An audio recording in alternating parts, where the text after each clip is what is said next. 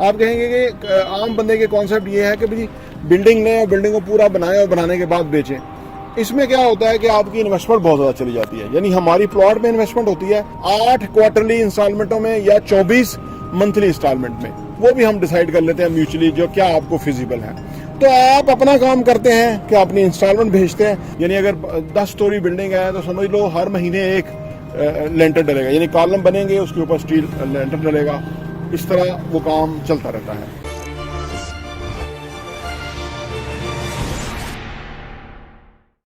बिस्मिल्लाहिर्रहमानिर्रहीम, अस्सलाम वालेकुम रहमतुल्लाहि व बरकातुहू। मेरा नाम अहमद अकील है। आप देख रहे हैं property vision TV. Real estate में जो बिल्डिंग कंस्ट्रक्शन का काम है पिछले 3 साल से शुरू हुआ, जबकि इमरान खान साहब ने टैक्स मिनिस्ट्री दी और वर्टिकल बिल्डिंग का रवाज दिया, तो उसी के तहत हम काम कर रहे हैं। तरीकाकार क्या होता है, चाहे आप बहरिया टाउन के अंदर बिल्डिंग बनाएं या DHA में या किसी भी हाउसिंग सोसाइटी में, आप कमर्शियल प्लॉट लेते हैं या अपार्टमेंट बिल्डिंग का प्लॉट लेते हैं। उसके बाद आप अथॉरिटी यानी बहरिया, DHA, CDA, LDA, RDA, KDA उनके पास जाके तो आप अपना जो फ्लोर प्लान्स है वो अप्रूव कराते हैं कि भाई कितना रेशो होगी बिल्डिंग की, कितनी स्टोरीज होंगी। जितना बड़ा प्लॉट होगा उतनी मल्टीपल स्टोरीज जा सकते हैं, छोटा प्लॉट होगा तो कम स्टोरीज पे जा सकते हैं। ये सारा बाय लॉज है। उसके तहत वो अथॉरिटी आपको आप सबमिट करेंगे अपनी ड्राइंग्स यानी एलिवेशन, फ्लोर प्लान्स, तो उसकी बेसिस के ऊपर अथॉरिटी आपको अप्रूवल देगी कि आप ये प्रोजेक्ट कर सकते हैं और वो आप नंबर ऑफ यूनिट्स आपको बताएगी। अब फर्ज करें एक बिल्डिंग है, उसके अंदर 50 यूनिट्स हैं फॉर एग्जांपल, तो हम 50 यूनिट लोगों को सेल करेंगे। यानी प्लॉट हमने लिया, मैप अप्रूव किया, एलिवेशन, फ्लोर प्लान अप्रूव किया। अब उसके बाद हम उसके ऊपर कंस्ट्रक्शन शुरू करेंगे, साथ ही साथ हम यूनिट्स को सेल कर सकते हैं। आप कहेंगे कि आम बंदे के कॉन्सेप्ट ये है कि भाई बिल्डिंग लें और बिल्डिंग को पूरा बनाएं और बनाने के बाद बेचें।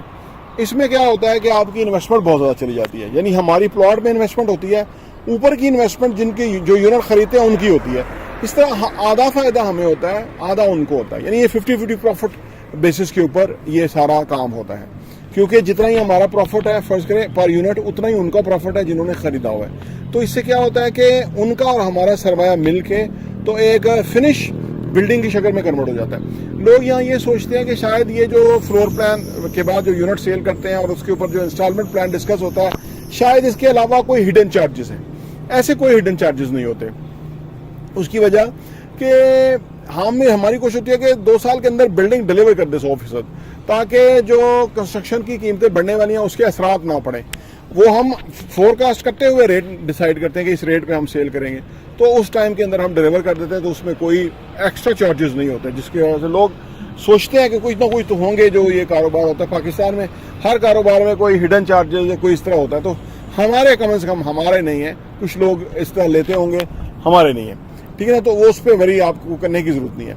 अच्छा, अब आपने 30% डाउन पेमेंट दिया, 70% आपने अगले 2 सालों में देना। फॉर एग्जाम्पल 8 क्वार्टरली इंस्टॉलमेंटों में या 24 मंथली इंस्टॉलमेंट में। वो भी हम डिसाइड कर लेते हैं म्यूचुअली जो क्या आपको फिजिबल है।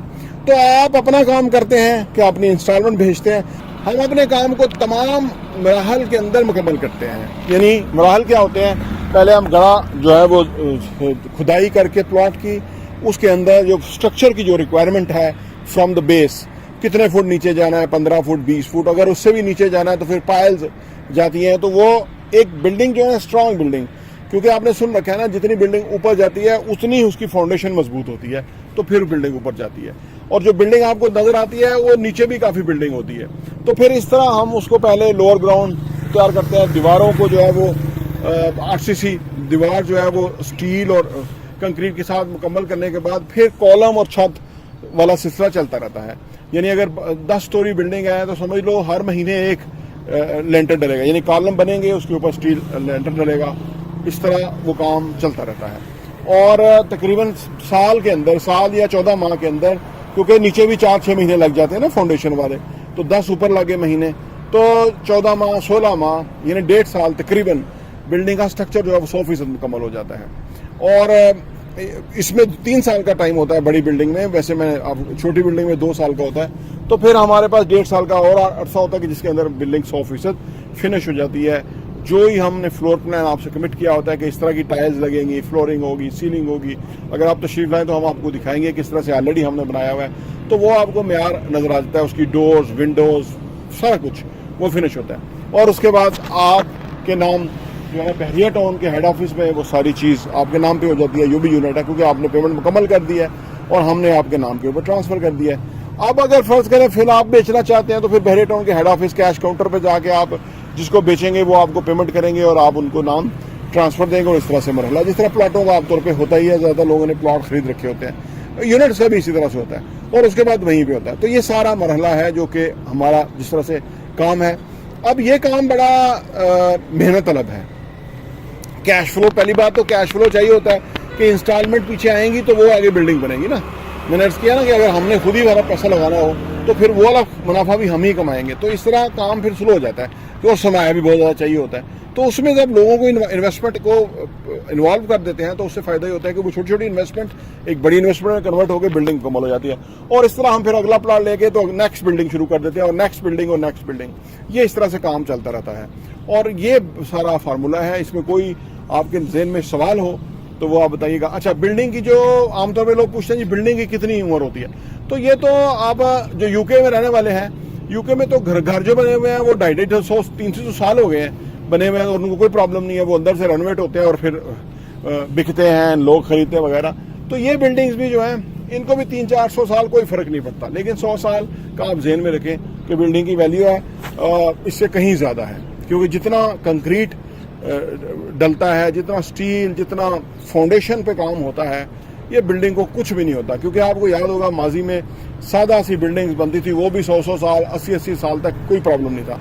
लेकिन ये तो बहुत ही साइंटिफिक बुनियादों के ऊपर जदीद बिल्डिंग है जो बन रही हैं, फायर फाइटिंग का पूरा निज़ाम है, हर चीज़ जो है वो क्वालिटी की है और ये पौने कीमत के ऊपर है, क्योंकि जो ये आगे टाइम जाएगा ये चीज़ें महंगी होंगी। तो ये सारा प्रोसेस है जो मैंने आपके सामने रखा है। प्रॉपर्टी टीवी देखने का बहुत बहुत शुक्रिया।